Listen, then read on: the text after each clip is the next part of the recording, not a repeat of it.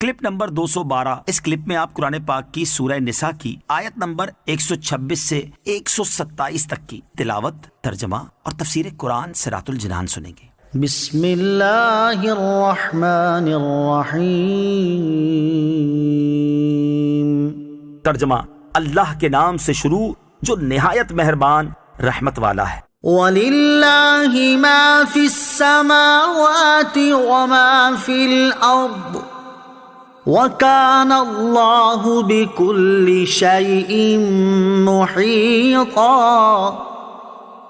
اور اللہ ہی کا ہے جو کچھ آسمانوں میں ہے اور جو کچھ زمین میں، اور اللہ ہر شے کو گھیرے ہوئے ہے۔ وَكَانَ اللَّهُ بِكُلِّ شَيْءٍ مُحِيطًا، اور اللہ ہر شے کو گھیرے ہوئے ہے۔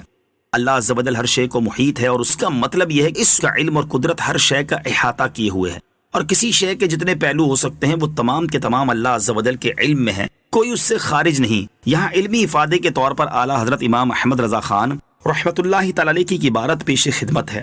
فرماتے ہیں، علم و قدرت الہی ہر شے کو محیط ہونے کے بھی یہ معنی نہیں کہ اس کے علم و قدرت ہر جگہ متمکن ہیں، کہ جگہ یا طرف میں ہونا جسم و جسمانیت کی شان ہے، اور وہ اور اس کے صفات ان سے متعالی، بلکہ احاطہ علم کے معنی یہ ہے کہ ہر شے واجب یا ممکن یا ممتنع معدوم یا موجود حادث یا قدیم اسے معلوم ہے۔ احاطہ قدرت کے معنی یہ ہے کہ ہر ممکن پر اسے قدرت ہے۔ وَيَسْتَفْتُونَكَ فِي النِّسَاءِ قُلِ اللَّهُ يُفْتِيكُمْ فِيهِنَّ وَمَا يُتْلَى عَلَيْكُمْ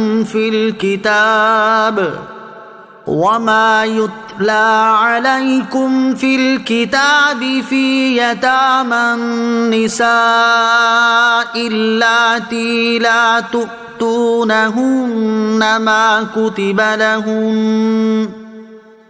ما كتب لهن وترغبون أن تنكحوهن والمستضعفين من الولدان وأن تقوموا لليتامى بالقسط وما تفعلوا من خير فإن الله كان به عليما۔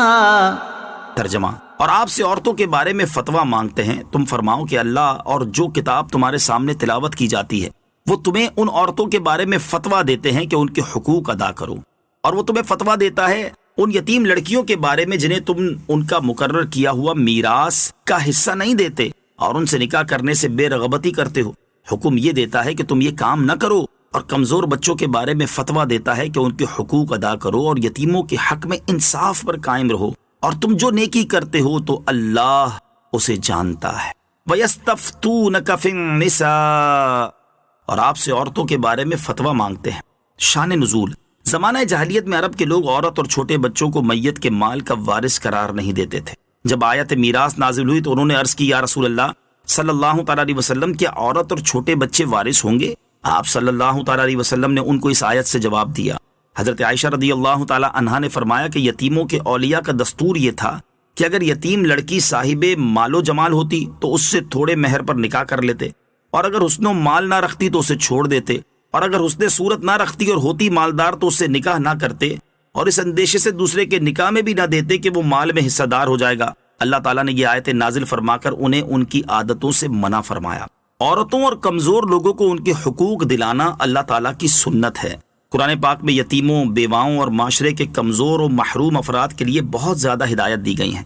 اس سے معلوم ہوا کہ یتیموں، بیواؤں، عورتوں، کمزوروں اور محروم لوگوں کو ان کے حقوق دلانا اللہ عز و جل کی سنت ہے، اور اس کے لیے کوشش کرنا اللہ عز و جل کو بہت پسند ہے۔ اس ضمن میں چند احادیث سماعت کیجیے۔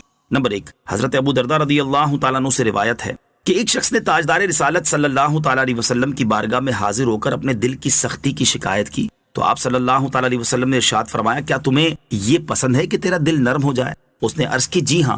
ارشاد فرمایا، تیرے پاس کوئی یتیم آئے تو اس کے سر پہ ہاتھ پھیرو اور اپنے کھانے میں سے اسے کھلاؤ، تیرا دل نرم ہو جائے گا اور تیری حاجتیں بھی پوری ہوں گی۔ نمبر 2، حضرت عبداللہ ابن عباس رضی اللہ تعالیٰ عنہما سے روایت ہے، نبی کریم علیہ الصلوۃ والسلام نے ارشاد فرمایا، جس نے 3 یتیموں کی پرورش کی وہ رات کو قیام کرنے والے، دن کو روزہ رکھنے والے اور صبح و شام اللہ تعالیٰ کی راہ میں اپنی تلوار سونتنے والے کی طرح ہے۔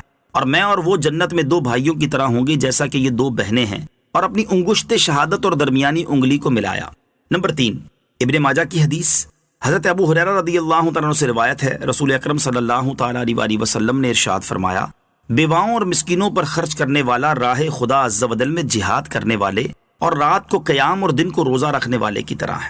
نمبر 4، حضرت انس بن مالک رضی اللہ تعالیٰ عنہ سے روایت ہے، حضور اقدس صلی اللہ تعالیٰ علیہ وسلم نے ارشاد فرمایا، جو میرے کسی امتی کی حاجت پوری کرے اور اس کی نیت یہ ہو کہ اس کے ذریعے اس امتی کو خوش کرے تو اس نے مجھے خوش کیا، اور جس نے مجھے خوش کیا اس نے اللہ عز و جل کو خوش کیا، اور جس نے اللہ عز و جل کو خوش کیا اللہ عز و جل اسے جنت میں داخل کرے گا۔